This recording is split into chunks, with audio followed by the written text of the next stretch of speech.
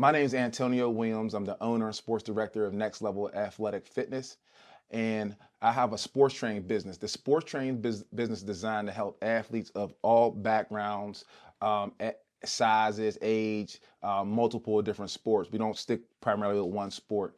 And we do this by offering a free assessment and workout, because the free assessment and workout kind of lets us know what muscles in your body are too weak, too short, overactive, underactive. So it takes all the guesswork out of putting together your workout program. So we know exactly what you need, and that's why we're able to help our athletes get a turnaround very quickly. And one other area that we started to venture into is injury recovery, injury prevention. Legally speaking, I can't say I fix injuries. So I always tell people, legally speaking, I say, but if someone has like a rolled ankle, pull growing, low back, generally speaking, when I'm talking a musculoskeletal issue, like a muscle, not necessarily no skeletons or no ligaments, no bones, nothing like that, I can help them regain their range of motion within about an hour or less, depending upon the severity of pain. So in a lot of cases, someone may walk in with a rolled ankle or pull growing. They'll limp in, but they'll walk out. Wow. And when I say that, I mean, it's like amazing because they'll have no pain. So I have like a lot of videos and social media proof, and people will be like, I don't have no pain. I don't have no pain. Like it don't hurt no more. They'd be so surprised. Is that always the case? No, but a lot of the cases we're able to help that. Yeah. So instead of saying we fix injuries, I say we help athletes regain lost range of motion following an injury. Because typically that's what you do. Like you get hurt, you start that injury cycle, there's inflammation, there's swelling, you can't really stand on it, it's unstable. And what we do is go through a process of increasing the flexibility, strength of motion, and then an balance as well. We combine all those areas and we're able to get that range of motion back and actually improve in a lot of cases, because a lot of athletes will have an improved range of motion after doing our recovery program. Yeah. So that's kind of like our business, our services, what we have to offer. I love that. And what first drew you into the athletic performance and set you on the path to becoming a coach? Oh, yeah, that's easy. So growing up, I played sports all my life. I played baseball, football, track. Going to college, I played college football. And then like I was trying out for my pro day, which is the NFL pro day. It's like the pre-workout to see if you can make it to the NFL. They want to get your numbers, your stats, how high you jump, how tall you are, how much you weigh. So going into that, I went through the workout, did pretty okay. I did decent, did okay. Didn't get drafted. When I played arena football for several years, I enjoyed my career there. I came across an agent, Bill Parise. He's actually, if you're from Pittsburgh, you know the Steelers or even know James Harrison, he's his agent. So I was working with him and he had told me, he said, if you had half decent training, you probably could have made it to the NFL. And that kind of blew my mind because I'm like, I work hard, I'm working out, I'm putting in the hours and time in. But the same thing I tell a lot of my athletes, you can work really hard just in the wrong direction. And that's where you don't want to be. And that's where I was at. And there's a lot of things that I know now that I should have been doing then. So once he told me that, and I found out that you can actually learn about exercise science and everything like that. So I don't tell a lot of people this because that's not a bad thing, but my undergrad degree is in management information systems. So like dealing with computers, programming, stuff like that. Completely different field. But once I found out that you can learn about sports training and how to become a better athlete, I went back and got my master's degree in exercise science and health promotion with a concentration in performance enhancement, injury prevention. Beautiful. So pretty much the longest college major title ever. But once I started understanding and started learning how to create workout programs and what athletes need, that's why the assessment is so important, because a lot of trainers and where people do workouts, they'll just like, oh, this looks cool, I want to do that. This looks good. LeBron James is doing that, I want to do this. And it's like, you're not built like LeBron James. You're not built like Tyreek Hill. So you can't do those same workouts. You gotta stair step this. And that's what we do. Is like when we find out what athletes need, we build that program. And that's what I wish I had growing up. So I put that emphasis on all my athletes. They come to me wanting to get better. Like, what I need to get faster, stronger. I'm gonna tell you exactly what it is so that you can reach those goals. That's awesome. A lot of people probably struggle finding out what their strengths are, but when they come to you and they do that assessment, they're able to find out. So it looks like this is your strength. So let's go ahead and focus on that instead. Well, actually focus on your weakness. Whoa. Yeah. Talk to me about that. Okay, yeah, sure. So when let's say if an athlete's really strong, like they're bench press, I'm saying football player, something like that, their bench press is really strong, and they want to get faster. Well, because their bench press is so strong, a lot of times they have a muscle imbalance. Their chest is too strong and their back isn't strong enough. You got to create balance. So like if I curl my arm up, my bicep bulges, my tricep has to relax. So if I work too much on my chest, it creates an imbalance. When you get that imbalance, when you're running to get your arm back, you may not be able to get it back as far as you want. That's like people you see like bodybuilders, something like that, real stiff. Yes. So when they run, because speed's a simple equation. So it's stride distance times stride frequency. So basically how far your stride is times how quickly your turnover is. You want to have that balance. Yeah. And your arms and legs move together. So if your upper body is tight like this and you're not moving your upper body, then you're not going to be able to increase your strides. That's going to make you slower. Okay. So we focus on the weakness. So like we notice your back is weak. We notice your hip flexors are tight.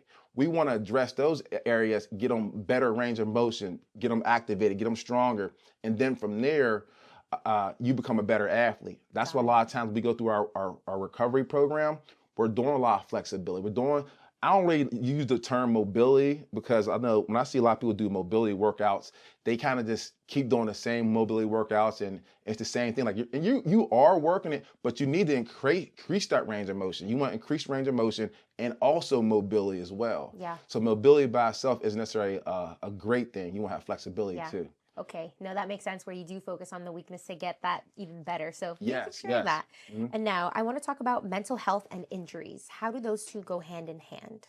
Oh, so they say was about 40% of all high school students at some point in time will experience that's where their mental health issues start, whether it be stress, anxiety, depression. So when you look at an athlete, when they get hurt, so of that 40%, how many of those do you think occur because they got hurt, they got an injury? So if you look at like the opioid addiction and stuff like that, it's a common theme is people are coming in them because they have hurt, they're in pain, they're in back pain, knee pain, hip pain, just had surgery, and they kind of get hooked because they don't know any better, and they maybe just taking it to get out of pain. So when I talk about preventative, one, we can prevent some injuries. That's the other big thing too. 50% of all sports-related injuries are actually preventable. And that's according to the CDC, Center for Disease Control. Like I was saying earlier, like the example with the chest being too strong, that's the design of workout. That's a flaw in the workout training program. So if they don't know, they're working on the wrong way. So, but back to the mental health part. So if you, as an athlete, you get hurt, and you could have prevented this, you don't know any better, but you're still trying to recover. And sometimes athletes, like a rolled ankle is one of the most common injuries. And for a lot of athletes, it's a reoccurring injury. And if you don't fix that muscle imbalance, because a lot of athletes, like, I just want to get back on the field. I hurt my ankle, they're hobbling around, they're trying to get back on the field. But all you're doing is progressing that injury, making it worse. You're creating more and more muscle imbalances. Yeah. And then once you have that, then you get stressed, then you get depressed, because then you get on the field, am I going to get hurt again?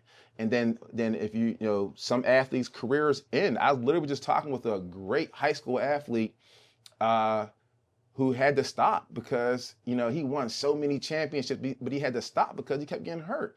And I can almost, I don't want to say 100% because nothing guaranteed, but I'm fairly sure it's due to this training. Because and that's the other thing too, as a great athlete, no one really looks at your training because you play so well, but athletes are like the ultimate compensators. If they roll their ankle, they're going to find a way to play. Oh, man. But it just makes everything worse. Yeah, no, don't do that, guys. Yeah. Come to Antonio. Can I stop that? Oh my God. Nah, you good. I'm getting name tag. Yeah, you do. How to improve as an athlete? Give us some tips or some tricks that you're able to help people with to improve. Biggest thing's flexibility. So I'm going to give you an example. Yes. So oh, what is this? Yeah. So this is a resistance band. This is just an example for the purpose of the story. Yes. So when someone wants to get faster or quicker, more explosive, or even stronger, generally speaking, a lot of people I'm just going to work out. I'm going to do these workouts I've seen. One of the things I notice a lot with athletes is that you want to increase their flexibility and range of motion. Well, it depends on the age. High schoolers, they almost always need to increase their flexibility. Younger kids, it's more core strength, more just strengthening their muscles and coordination. But I'm going to speak to like the older audience as well. So when as an athlete, to get you faster, so like I said before, the equation for speed is stride distance, how far you're stepping with each stride, and times stride frequency. So in order for your stride to be long, you need flexibility. If you don't have flexibility, like each step is going to be shorter. So to give you an example, like to run a 40-yard dash, the difference between that's what football players do to run a 40-yard dash. The difference between running a 40-yard dash, like a 4.5 and a 4.3, is only like 2 feet. So it's not that far. And that's basically with each step, that person is gaining about an inch or two versus the other person. So we're not talking a lot of space that creates that difference. So in order to increase your stride and your flexibility, like if for example, if I pull this band back a little bit and I let it go, it's not gonna go that far. If I pull it back a lot and I let it go, then it would shoot across the room. Yeah. That's because the further I pull this band back, the more elastic power is stored within the band. The same thing with your muscles. The more flexibility you have in your muscles, the more elastic power that you can have stored. But then that's when you combine into the flexibility. But then some athletes may need the strength. And that's the beauty of the for me, like creating a training program is like, what do athletes need to get better? So like I said, we go back to that weakness. We find out what is core strength, what is stability, what is flexibility. And all athletes are a little bit different, but that's how we get our athletes better through those different avenues. I love that. And now you brought this book here today. Tell us a little bit about it and show us the cover. Okay.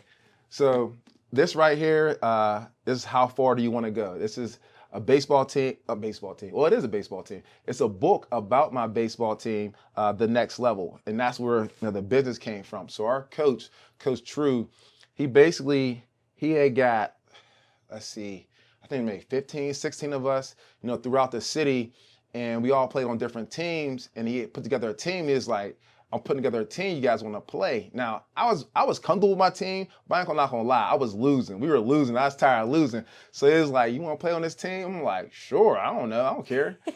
and I say that because that's kind of like a theme in the book. So back then, my nickname was John Doe.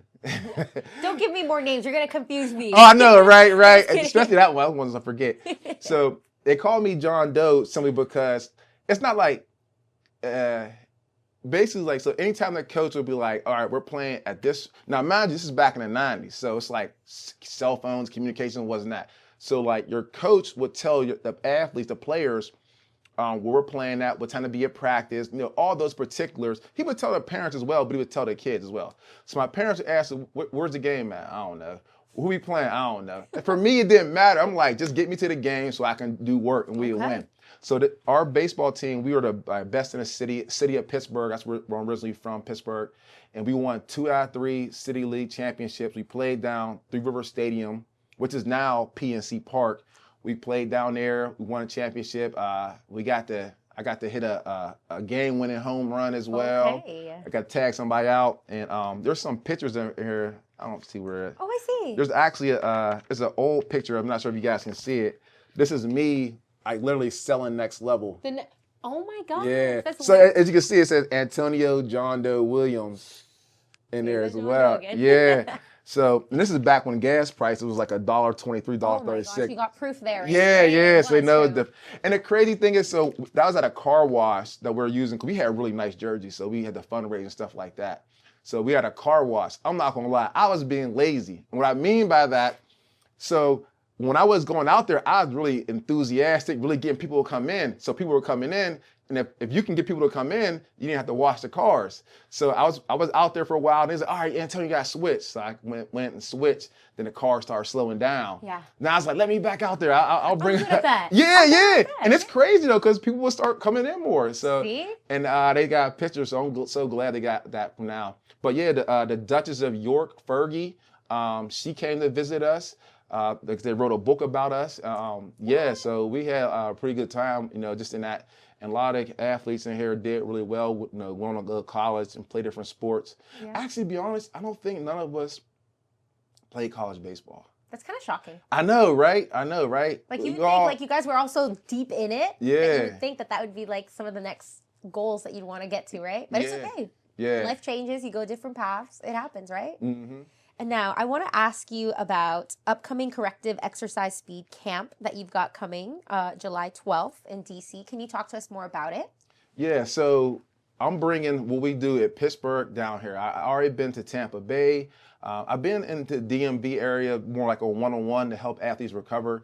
I don't want to say from injuries, but that's kind of what it is. But that's what we're doing here. At this corrective exercise speed camp, we're assessing our athletes like for muscle imbalances. We're showing them our flexibility recovery program, which is going to help them regain that lost range of motion. So a lot of athletes going to come in, like if you're sore, you're tired, you're in the middle of summer workouts, you're getting beat up, come on in. This is the perfect camp for you. And if I have videos, like I said, the social media, like showing people exactly how they feel after they get done with their recovery. So many people is not even just athletes too, general population, people who had like hip replacements.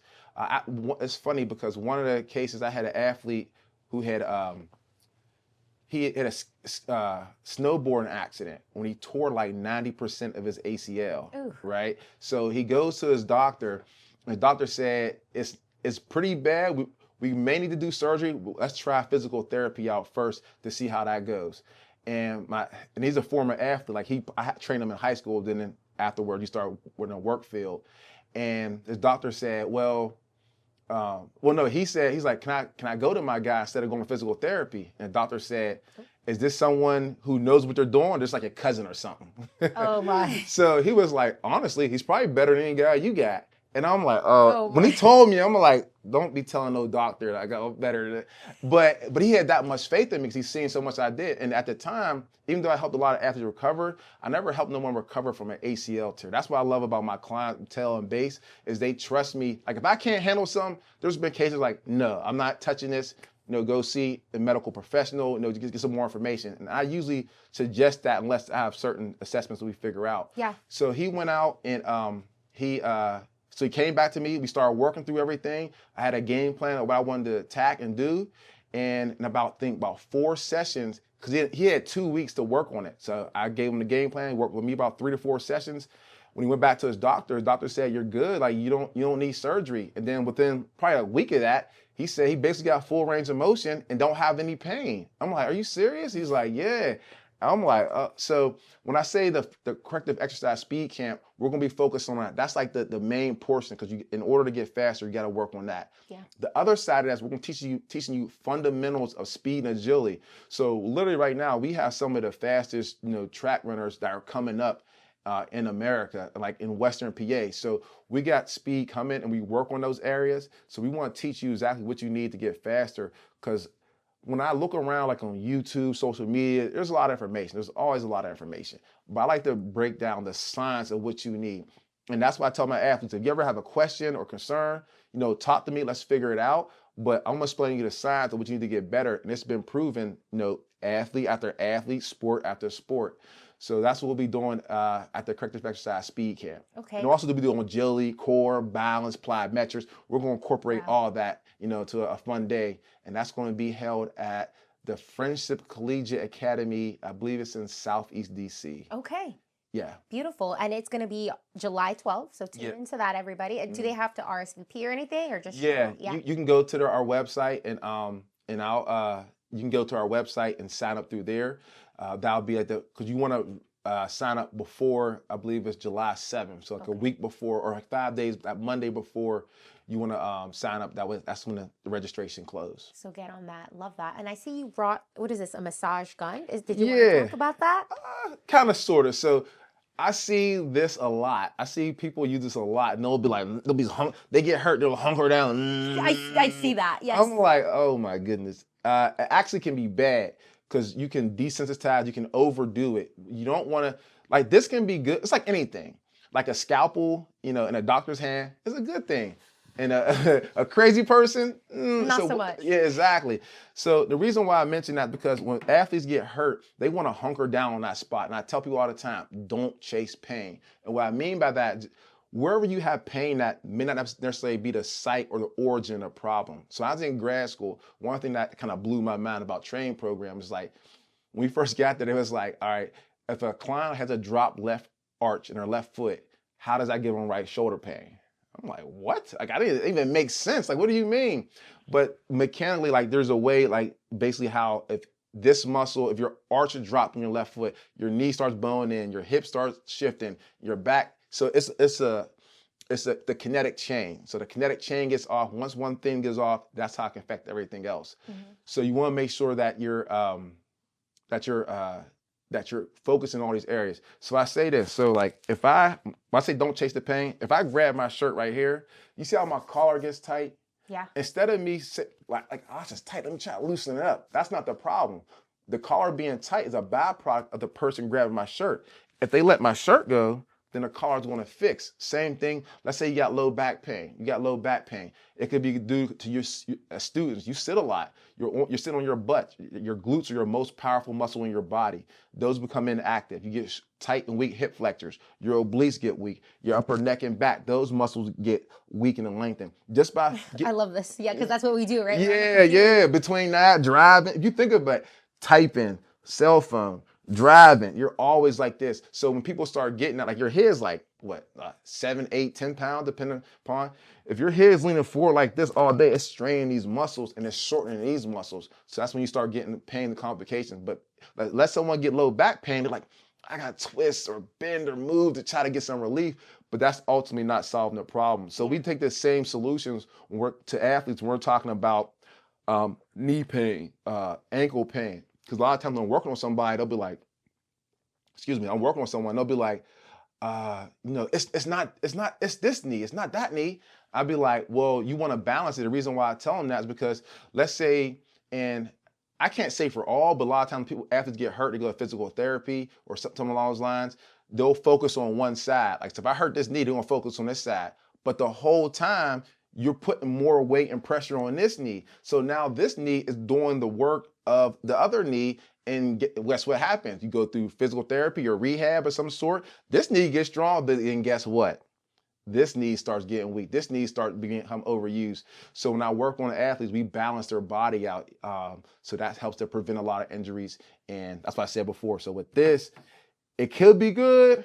It could be bad depending on how you use it, but don't just drill on that one spot. Go to all other areas around it as well. Yeah. And technically speaking, I would suggest that you don't use it on yourself because you can't really relax. So like if I'm trying to do it on my chest, in order for me to bring my arm like this, all these muscles are tightened up. If it's tense, it's not gonna get through. So like if I make a muscle with my bicep like this, if I try to dig my thumb in there, I can't get that deep into it. If I let my arm hang and relax, now I can get in there. So when you're doing like the massage gun, if your body is tight or tense, it's not doing nothing. Psychologically, it feels like it's probably working or doing something, but it's really not.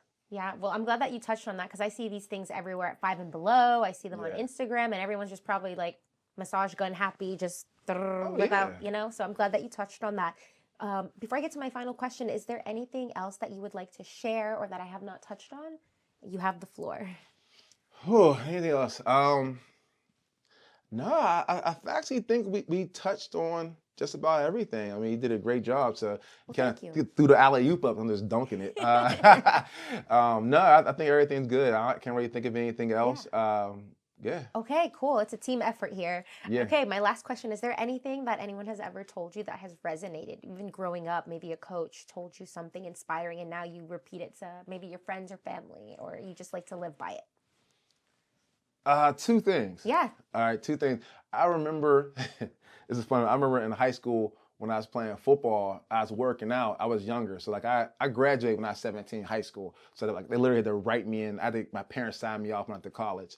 So I say that because when I was in like 10th grade, I was really young and I'm trying to compete. And actually the year before I got to my high school, my football team was #1 in the country. So we're literally like, this is like, I think 95, either 94, 95, Penn Hills, my high school was ranked #1 in the nation. You can look it up. All right.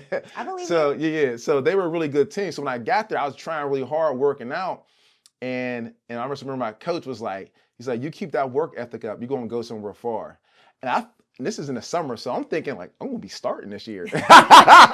And then I was on a bench. I was like, I mean, from varsity, I was on a bench. I was like, but it didn't mean nothing. I mean, at the time, I just, okay, I'm doing good this year. But at the time, once he told me, I just knew to keep working hard. And I actually was able to start and do everything like that. And actually, when my team needed me, I was able to come in and perform. The other thing is, so my roommate in college, so like I went to a small Division II school, Shippensburg University. It's in Pennsylvania. So we had, I think within my 5 years, 5 people go to the NFL, which is a lot from one team at a Division II school.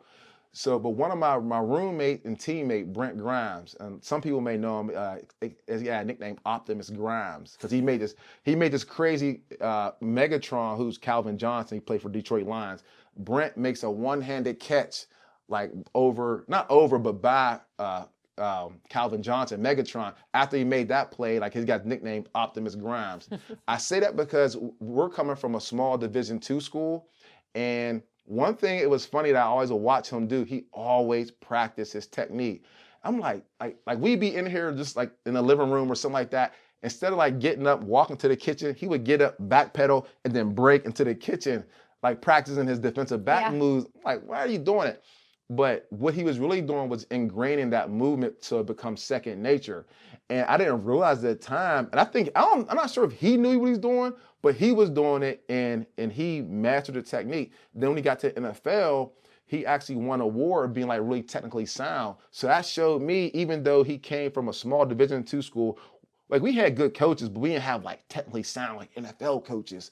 So to see him, be so technically sound and kind of do it on his own, it showed me that like you got to practice and redefine certain movements all the time and become great. That's incredible. And thank you so much for sharing those two stories and what really sparked something in you. So thank you so much for being on the podcast. No problem. Thank you.